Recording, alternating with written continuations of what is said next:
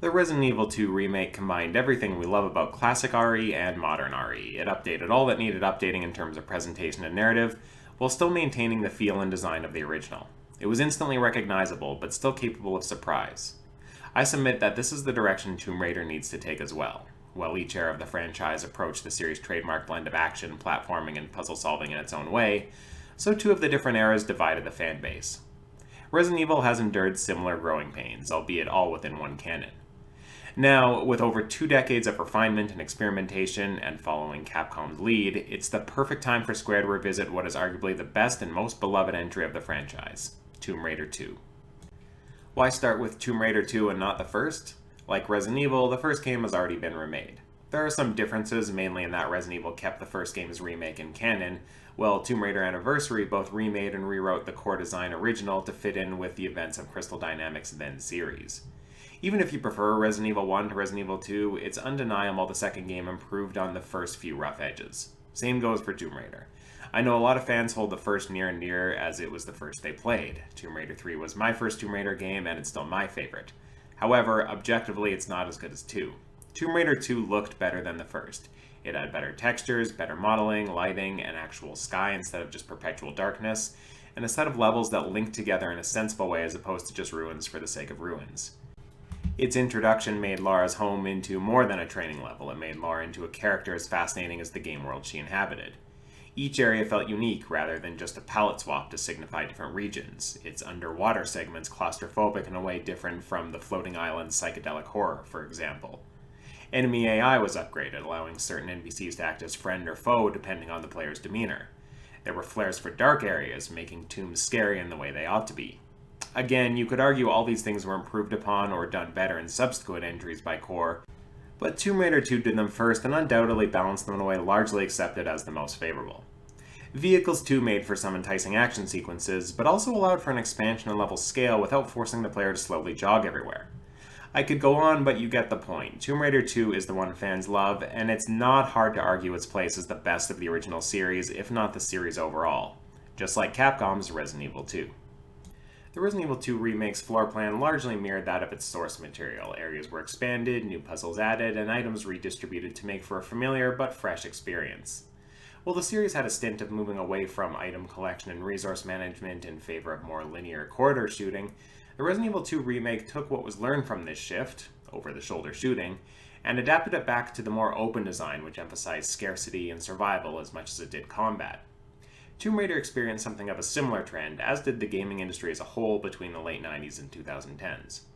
Tomb Raider maintained its level design standards in a way Resident Evil didn't, but it is still guilty of sacrificing some of its level circuitry's challenge in favor of more streamlined and linear layouts. Scavenger hunts took the place of critically hidden secrets, for example, elongating the game's length without adding any meaningful challenge.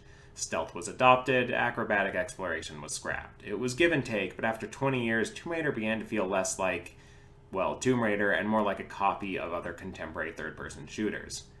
That's not to say it was all a waste, however. As much as I love Core's Tomb Raider games, I realized things had to change. Games naturally evolve over time, they have to.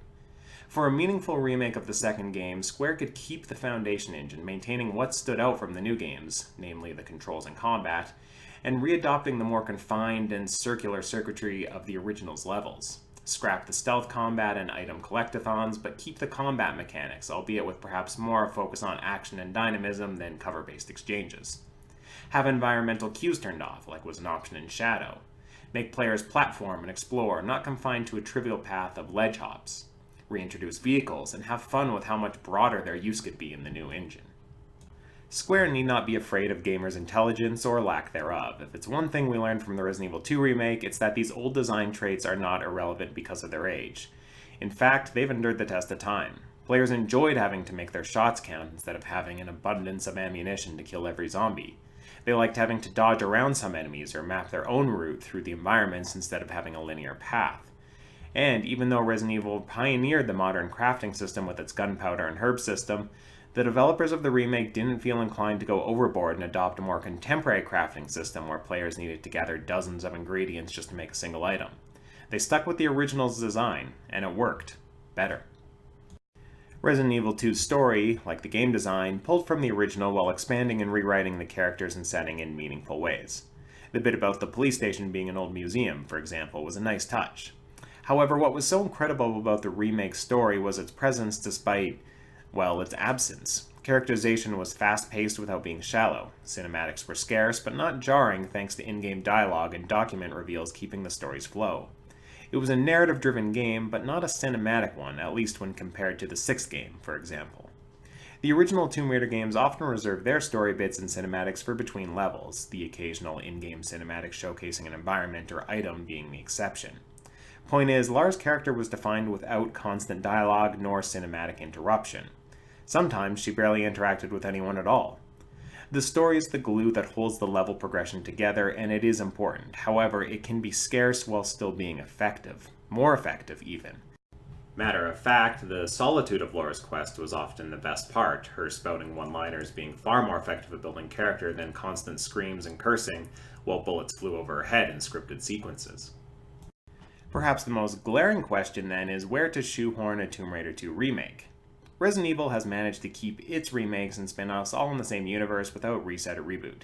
Tomb Raider has 3 distinct gaming timelines, being Core's original run, Crystal Dynamics' first trilogy, and the Lara Croft games, and Crystal and Eidos Montreal's work on the reboot trilogy. Suffice to say, if it were to go anywhere, it should probably go in the reboot trilogy for the sake of brand retention.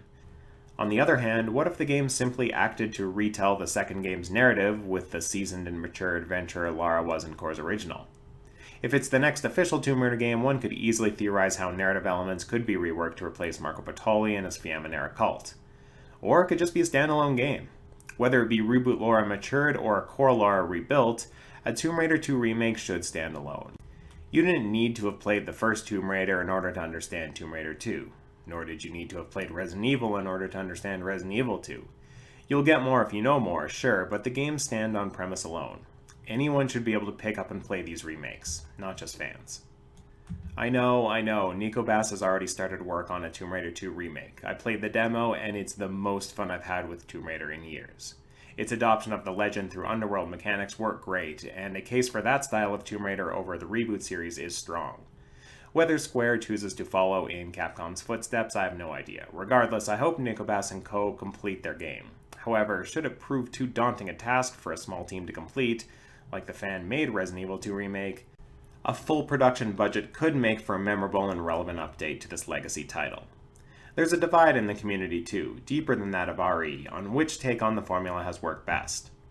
I outline these points because a remake of the second game could not be done justice by a simple retooling of setting into the Foundation engine, keeping the reboot trilogy status quo.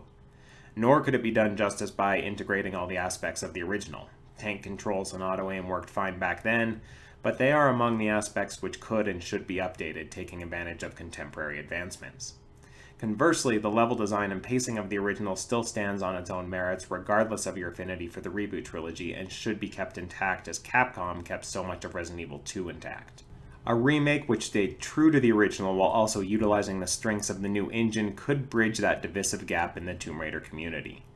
With the reboot era's first trilogy closed and the hype of Capcom's achievement fresh in gamers' minds, now is the time for Square to follow suit.